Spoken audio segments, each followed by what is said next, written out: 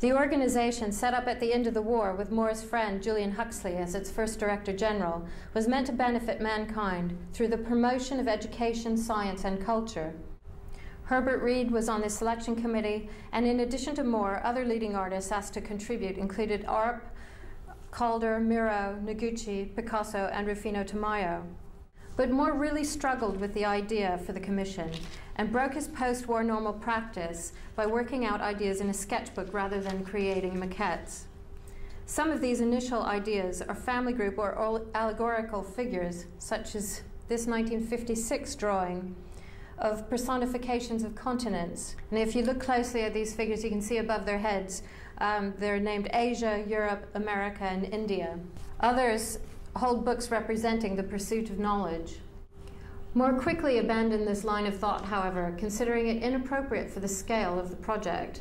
By autumn 1956, he had created a number of maquettes, but none of them seemed quite right. And pressured by UNESCO to present a model, he wrote, "With the UNESCO work, I have now reached the stage of beginning clay maquettes, but none of them is definite enough to give an idea of what other people might think the sculpture should be like. And so I think it might be completely misleading if I showed any of the preparations I have made up to now to the committee. I feel that the problem I have been given is not an easy one." He continues, "To make a sculpture which has, even in my own mind, a real connection with the purpose of UNESCO and also a proper scale, relationship, or contrast, and be a satisfactory piece of sculpture is not an easy affair." Eventually, Moore settled on the idea of a reclining figure on a bench-like platform, which you see the maquette for in the exhibition.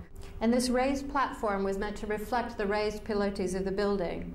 Due to the potential problem of bronze appearing silhouetted before a pale architectural facade, Moore decided the work should pick up on the material used in the upper section of the building and be carved from travertine. But still, the question of size remained, and Moore and Breuer disagreed. Breuer wanted the sculpture to be a colossal 8 meters in length, but Moore maintained his stance that 5 meters would be enough. An enlarged cardboard reproduction of the maquette was produced and tried in situ at the construction site to resolve the matter. Years later, in an interview in 1970, Moore confessed that Breuer may have been right. Nevertheless, the UNESCO reclining figure was a pivotal work in Moore's career. It would be the last work in which he allowed the considerations of a site to interfere with his creative process and influence the concept of a work. Thereafter, anyone interested in acquiring Moore's work for public sites would have to visit the artist in Perry Green and select something suitable for enlargement from already completed works in his studio. In Moore's 1952 paper for the UNESCO conference, he addresses the role of the artist in modern society and states, "The difficulty is due to the shift at a moment's notice from the freedom of creation which the artist enjoys to the restrictions imposed on him when he accepts a public commission. It is usually assumed that if sufficient commissions were forthcoming from public authorities, all would be well for the arts. This is an assumption that takes no account of the fact that the tradition of modern art is an individual one." The chalky, cliff-like forms of the sculpture furthermore mark a shift in Moore's approach from that of a sculptor concerned with the social role of the artist in society to that of a more personal and private exploration of landscape and natural form. The last decades of Moore's career mark a shift in scale and are distinguished by architectural contrasts of masses. By 1960, Moore had altered his approach to architectural challenge by creating sculpture that was tough enough to hold its own with any background. He said, "Incised relief or surface scratchings won't show in dull English weather. Only your big architectural contrasts of masses, real sculptural power, real sculptural organization will tell it all on a dull day. Therefore, if one gets used to working out of doors, to be satisfied with it, one will be challenged into making a sculpture that has some reality to it, like the reality of nature around us." This is Moore's two-piece reclining figure for Lincoln Center. His series of reclining fragmented figures in which the forms take on the shape of sea cliffs seemed ideally suited for a site in which they would dramatically project from the water.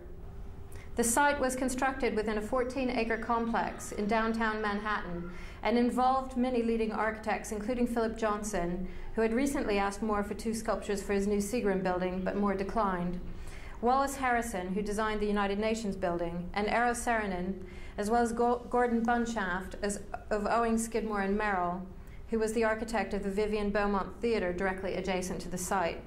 The original maquette was created in his normal way, with Moore adding bits of plaster to fragments of animal bones in his maquette studio at Perry Green. But for the enlargement, first to a working model and then to the monumental version, a temporary plastic studio was constructed nearby to help the artist work in natural light.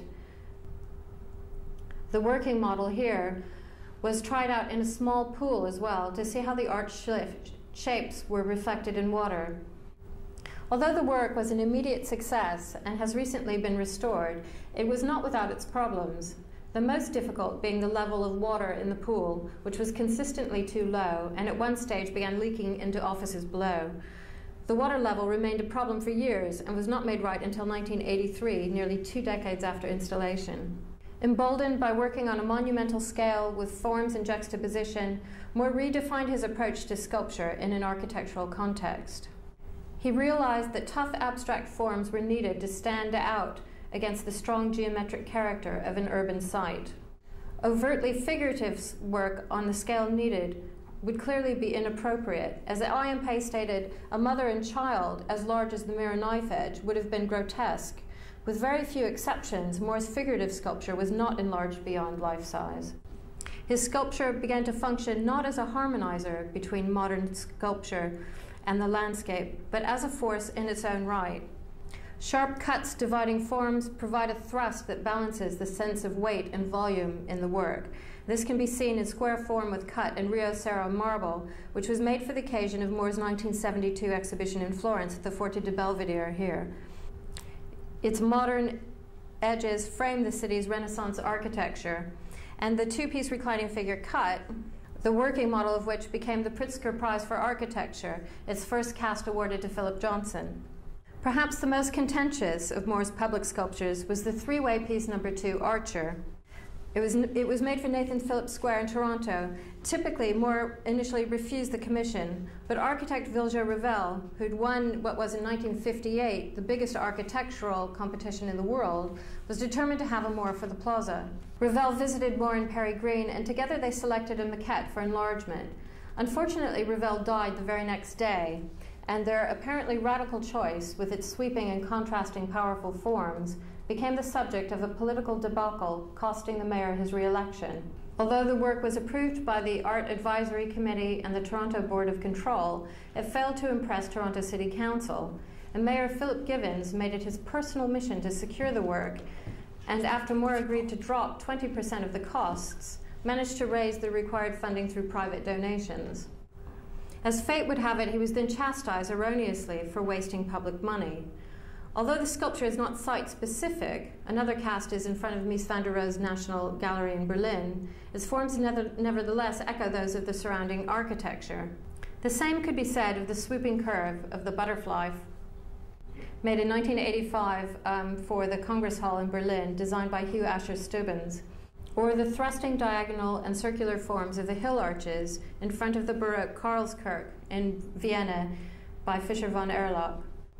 Despite his proclaimed aversion to working with architects, Moore's collaborations with IMP are particularly notable, having resulted in 4 monumental public sculptures. These include the previously discussed mirror knife edge for the National Gallery of Art in Washington, D.C., the large arch outside the Cleo Rogers Memorial Library in Columbus, Indiana, the large reclining figure, the maquette of which we have in the exhibition, which is in Singapore, and the 3 forms vertebrae in Dallas. These sculptures take on architectural qualities in themselves, aesthetically as well as functionally, with high sides and narrow apertures one could physically enter. In the case of 3 forms vertebrae, the component parts are greatly enlarged and separated to enable one to wander amongst them, akin to an archaeological site of mysterious colossal ruins. The forms are in fact enlargements of pieces of flint cast in plaster, which Moore first tried in 2 parts in various positions with an architectural model. And it's worth mentioning here that the bronze version of this maquette is in the exhibition. Finally, the most dramatic example of Moore's architectural sculpture was also his last. large figure in a shelter, which was at the foundry at the time of the artist's death in 1986. The model for this you'll see is in the exhibition, and in the model, what's interesting is that the forms are closed and the figure is much more of an internal element, and when he enlarged it, he opened out the whole sculpture and brought the figure forward. Relating back to the helmets and internal-external imagery, which was a thread running throughout his work, the viewer can physically enter the helmet-like shelter and gaze at the sky through and framed by sheer, hard angles of bronze. A narrow chasm provides tension in the aperture at the back, just wide enough for passage into the outside world. And that's the end of my lecture. Thank you very much.